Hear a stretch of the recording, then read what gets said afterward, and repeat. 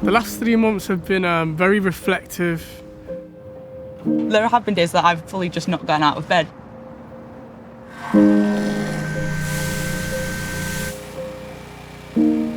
Purgatory. I've been on my own most of the time. A little bit of, like a break from reality in a sense. I've really quite enjoyed lockdown. It feels like quite a blessing.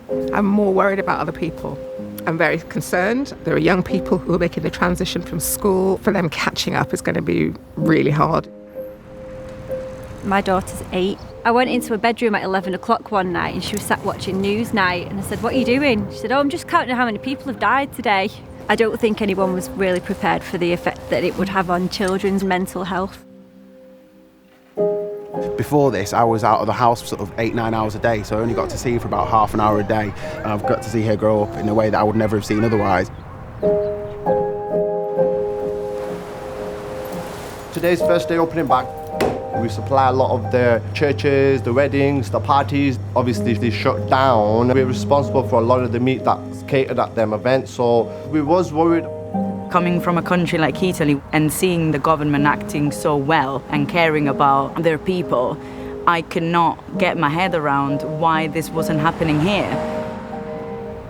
The most difficult part of Ramadan in lockdown was not being able to congregate in prayer. It's a deeply spiritual time for you to connect. The last 3 months has really allowed me to reflect on a lot of things when you're confined to your four walls. Well, yeah, because I'm a boxer, every day is routine, every day is structured. It took away from that, the whole world had come to a standstill. I've lost my job flying for Virgin for 16 years as a flight manager. That was a massive shock. I'm still processing it really, but can't actually believe that a tiny little germ could create such devastation. I remember opening on the Monday.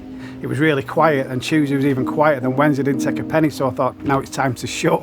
I told my landlord until I reopen I can't pay him anything. I'd be ashamed if it goes, because I've been here 24 years. I've had the shop that long that I don't feel like I want to let anything beat me. Because I'm a freelancer, I have a lot less money now, just barely enough to cover my mortgage. We've lost 2 direct members of the family. Only 10 people could go to the funerals. You don't get the usual where you can all go and grieve together. I'm a street artist. When I saw how the NHS was critical in this situation, I felt like I had to do something to pay tribute to it. Having to kind of be mindful of being close, it's really horrible actually. No, I don't think social distancing is the way to go.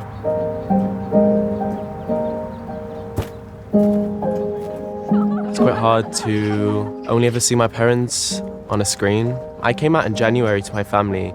I don't think that is the same on a phone call or on a webcam. Sometimes all you want to do is be sat next to someone, you know, and look them in the eyes and speak to them.